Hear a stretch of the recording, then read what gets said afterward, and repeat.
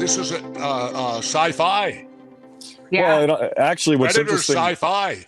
what's interesting about Predator too is that, and John McTiernan, the director, he's a very brilliant and sly director. Yes. He fought and got that sequence in that after Jesse dies, they just mow down the forest with every weapon known to man, and just shot 4,000 rounds. And Yeah. he wanted that sequence in there actually as a commentary against gun violence, in saying that here you have the greatest killers that the military war machine could produce with all of the best technology and all of this.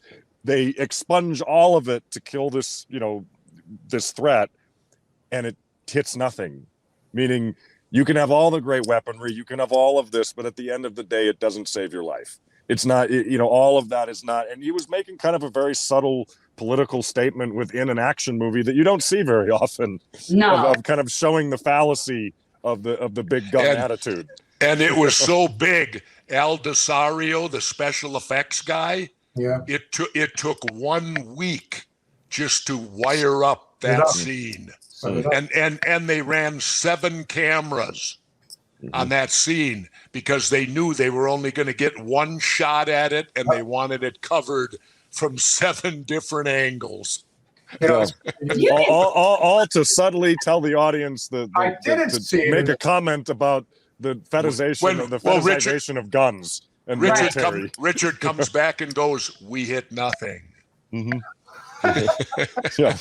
And McTiernan's brilliant that way, where he kind of slides in these subtle little political kind of comments on things. But it is true, because people think that if more guns and more police and all of that is the answer. And I say, if having all of that made us safer, we'd be the safest country in the world. Like, there's no more to have, which is, I'm going to be up at Cop City protesting this on next week at the thing in Atlanta, because that's not the answer. And by the way, you guys need my new position on the Second Amendment.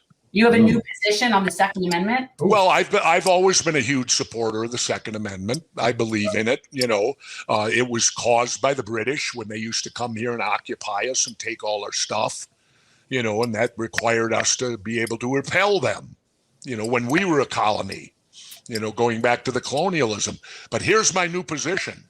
I believe anybody should be able to own their weapons and pretend they're Rambo and do all that stuff, as long as they're on their own private property. That's what I say. Sit on your private property, put your headband on, pretend you're Donald Trump, pretend you're Rambo, pretend all that stuff. You can run around with your AR-15. You can do all that as long as you're at home on your own private property. Yeah. Now, here's what you do with the guns. Why it seems so simple to me why we can't treat a gun like a car. Well, they'll argue because you wait a minute. You have to license your car. Mm-hmm. You have to have a license to drive your car. Now, you can drive a car on private property with no license. You can drive it all over on private property, and you don't need a license. You don't need nothing on the car or you're on private property. But the minute you go out on the public road, the car must be licensed and you must be licensed. And here comes the big one. And require all gun owners that take weapons off their private property, they must be insured. I say the same thing. I'm like, you could have all, and I also am okay with people transporting weapons. To go to ranges. And you know what the insurance will do for it? Here's what insurance will accomplish.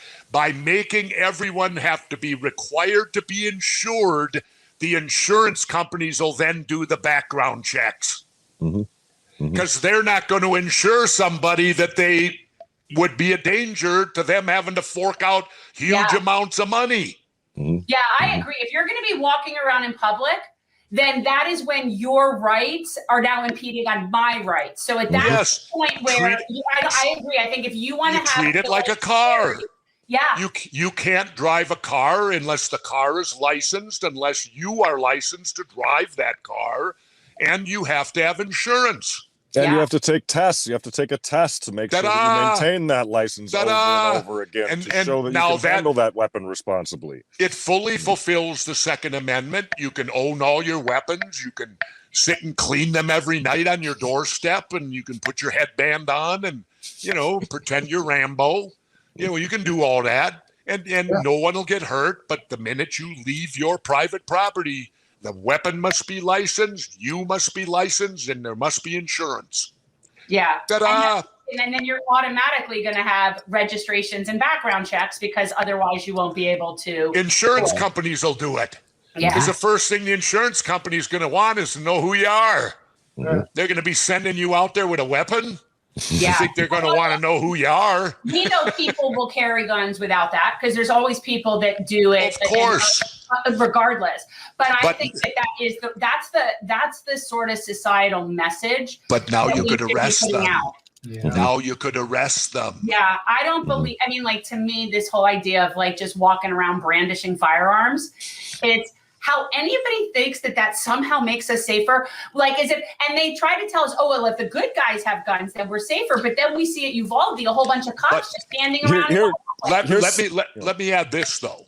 Here's a mistake they make, and I run into it. I have legit license conceal and carry, right?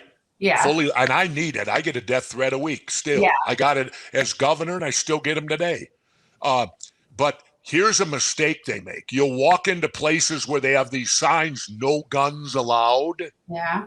That's a big mistake, because what you're doing then, you're asking the legitimate license conceal and carry law-abiding person to separate himself from his weapon. You're now going to have him leave it in the car and go into this establishment. Well, if a criminal comes along and steals his car, now you've got a criminal with a stolen car with a weapon in it. So see, they're cutting their nose off to spite their face. Legitimate conceal and carry licensed people are not a threat. We are not threats. And so don't disarm us. Do not disarm us and separate us from our weapons. That's the dumbest thing you can do, is separate someone from their weapon.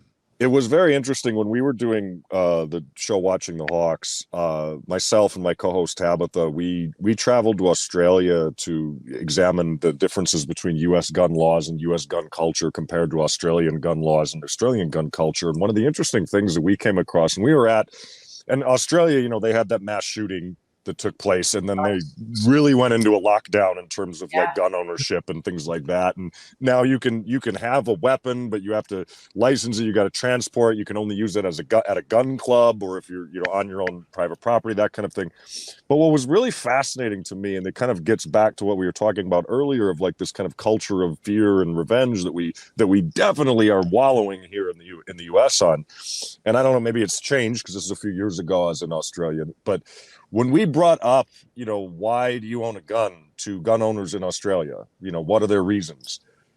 One of the lowest things on that list was personal safety. Most gun owners in Australia looked at it as I hunt and I use it for sport shooting. I don't really think about needing a weapon to keep myself safe. Now, that's different when you're in a situation like my dad, who's, a public figure who's gotten death threats, who speaks out, and there's been very legitimate people that have tried to hurt him tragically over the years. So you can understand it for figures like that. But for your average citizen, this kind of weird culture idea that we have that somehow around every single corner that we walk is someone waiting to attack us and hurt us, and that we need to be like the Wild West again, where we're all packing 6-shooters to be safe, is absolutely ridiculous. Because Australia and the US weirdly have very similar histories. Yep. They were both British colonies. In Australia's case, they're a penal colony, but they're both British colonies. They both had their weird manifest destiny. We're going to fuck over the indigenous people and kill a bunch of indigenous people and do all that. We very similar paths in history. But their attitude about weapons is completely different than ours. Yet very similar upbringing as a country, for lack of a better term.